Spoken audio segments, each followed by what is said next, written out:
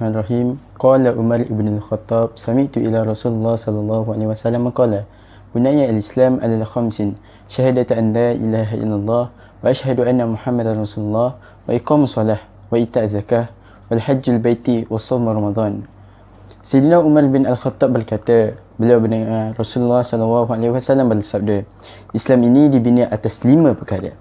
Mengakui bahawa tiada Tuhan yang disembah melainkan Allah dan Nabi Muhammad adalah pesuruh Allah, mendirikan sembahyang, mengeluarkan zakat, menunaikan haji dan puasa pada bulan Ramadan. Riwayat Bukhari dan Muslim. Berdasarkan hadis sahih yang saya baca sebentar tadi, kita dapat mengetahui bahawa 5 perkara tersebut merupakan perkara penting dalam hidup kita sebagai seorang Muslim. 5 perkara ini juga merupakan rukun Islam yang wajib kita taati dan patuhi ke atas setiap individu beragama Islam, dan yang terakhir dalam hadis tersebut ialah berkenaan dengan tajuk saya, iaitu puasa. Ibadah puasa ini ialah ibadah yang wajib dilakukan oleh semua umat Islam, dan ibadah puasa ini ialah menahan diri dari makan, minum dan menjauhi perkara-perkara yang membatalkan puasa, contohnya seperti murtad. Firman Allah Subhanahu wa taala, Bismillahirrahmanirrahim, Ya ayyuhallazina amanu kutiba alaikumus siyamu kama kutiba alal lazina min qablikum la'allakum tattaqun. Wahai orang-orang yang beriman, diwajibkan atas kamu berpuasa sebagaimana diwajibkan atas orang-orang sebelum kamu agar kamu bertakwa. Surah Al-Baqarah ayat 183. Walau bagaimanapun, kewajipan puasa Ramadan ini tidak pernah disyariatkan sebelum daripada zaman Nabi Muhammad sallallahu alaihi wasallam. Persamaan yang wujud di antara umat pada zaman Nabi Muhammad sallallahu alaihi wasallam dengan umat Islam terdahulu ialah ibadah puasa. Tetapi kefarduan puasa Ramadan itu dikhususkan hanya kepada umat Nabi Muhammad sallallahu alaihi wasallam sahaja. Sejarah pensyariatan puasa dalam Islam di dalam bulan Ramadan bermula difardukan pada bulan Sya'ban tahun kedua Hijrah. Sebelum itu, puasa telah dikenali oleh umat-umat sebelumnya dan juga ahli kitab yang hidup sezaman dengan Rasulullah sallallahu alaihi wasallam. Puasa Ramadan adalah ibadah yang telah difardukan oleh Allah Subhanahu wa taala pada umatnya. Sekiranya seorang Muslim itu melakukan perkara tersebut, maka selepas itu tidak ada apa halangan baginya untuk mencari hikmah ataupun rahsia yang tersembunyi di sebalik ibadah tersebut. Puasa dalam bahasa Arab dipanggil as-shaum. Secara bahasanya boleh diertikan sebagai menahan diri. Dari segi istilah syarak, puasa bermaksud menahan diri daripada makan, minum dan perkara-perkara yang membatalkan puasa, bermula dari terbit fajar iaitu ketika waktu subuh, dan berakhir sehingga terbenam matahari ketika waktu maghrib beserta niat. Hukum puasa Ramadan adalah wajib bagi umat Islam. Umat Islam juga dikehendaki menahan diri daripada menipu, mengeluarkan kata-kata buruk atau sia-sia, serta bertengkar atau bergaduh.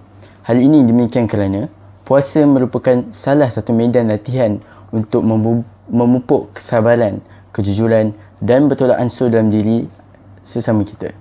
Secara tidak langsung, amalan puasa akan menyuburkan sikap murni dan sifat mahmudah dalam diri pelakunya. Sebab saya memilih tajuk ini adalah kerana tajuk ini amat penting untuk kita sebagai umat Islam mengetahui sejarah pensyariatan ibadah yang wajib ini dan yang kita lakukan pada setiap tahun.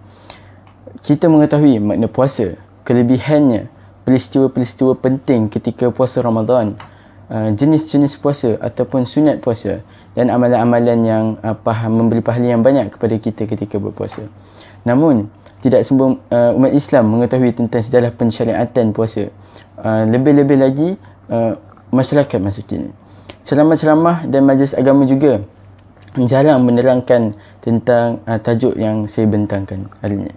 Bagi saya, ini juga merupakan ilmu baru dan menambahkan ilmu saya sebagai seorang mahasiswa di universiti.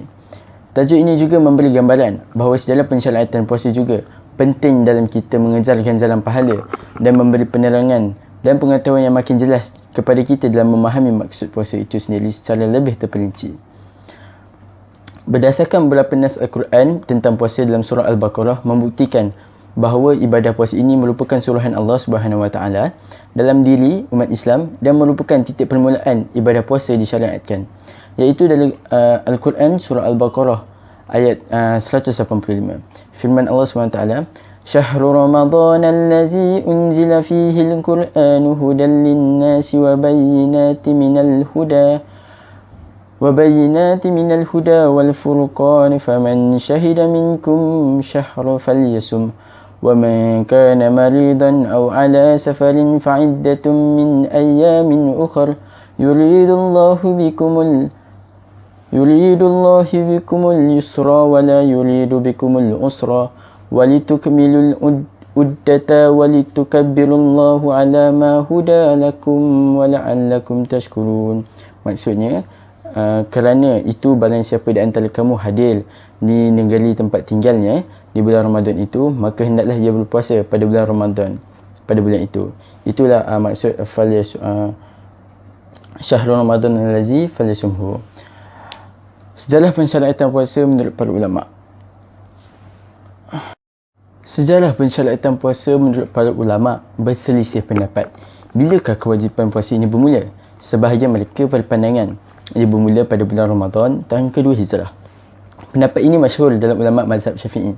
Sebahagian mereka pula berpendapat sebelum puasa diwajibkan pada bulan Ramadan, umat Islam telah pun diwajibkan berpuasa, iaitu pada hari Ashura, iaitu hari yang ke-10 dalam bulan Muharram. Kemudian kewajipan tersebut telah diangkat dan digantikan dengan kewajipan berpuasa pada bulan Ramadan.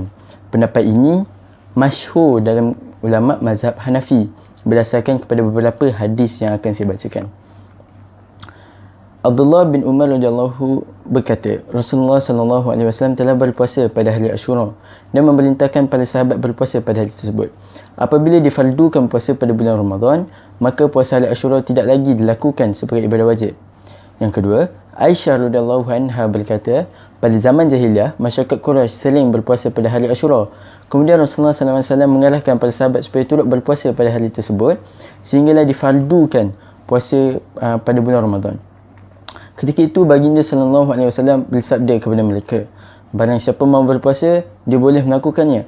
Barang siapa mahu berbuka, dia juga boleh melakukannya. Ulama mazhab Syafi'i berpendapat dalil yang saya bacakan sebentar tadi tidak mengandungi perintah wajib. Ia sekadar anjuran untuk berpuasa yang bermaksud sunat. Pendapat mereka ini dikuatkan lagi dengan sebuah hadis yang diriwayatkan oleh Muawiyah bin Abu Sufyan radhiyallahu anhu. Beliau berkata, "Wahai penduduk Madinah, di manakah para ulama kamu? Aku telah mendengar Rasulullah sallallahu alaihi wasallam bersabda, hari ini adalah hari Ashura. Allah Subhanahu wa taala tidak mewajibkan ke atas kamu berpuasa padanya. Aku sedang berpuasa. Barang siapa yang mahu berpuasa, dia boleh melakukannya. Barang siapa yang mahu berbuka, dia juga boleh melakukannya." Setelah difadukan puasa pada bulan Ramadan, kewajipan berpuasa pada hari Ashura ini diringankan sehingga menjadi sunat. Antara ilmuwan yang memilih pendapat ini ialah Imam Ibn Hajar Al-Asqalani. Imam Ibn Hajar Al-Asqalani menjelaskan, kali pertama umat Islam melaksanakan kewajipan puasa hari Ashura ialah pada tahun kedua Hijrah. Hal ini disebabkan penghijrahan Nabi ke kota Madinah berlaku pada bulan Rabiul Awal, iaitu bulan yang ketiga di dalam takwim Hijri.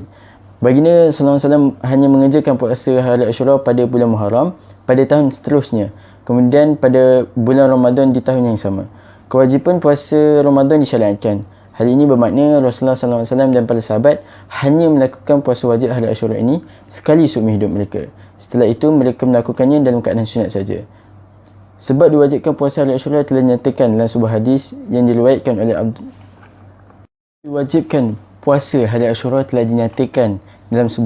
diriwayatkan oleh Abdullah bin Abbas radhiyallahu anha.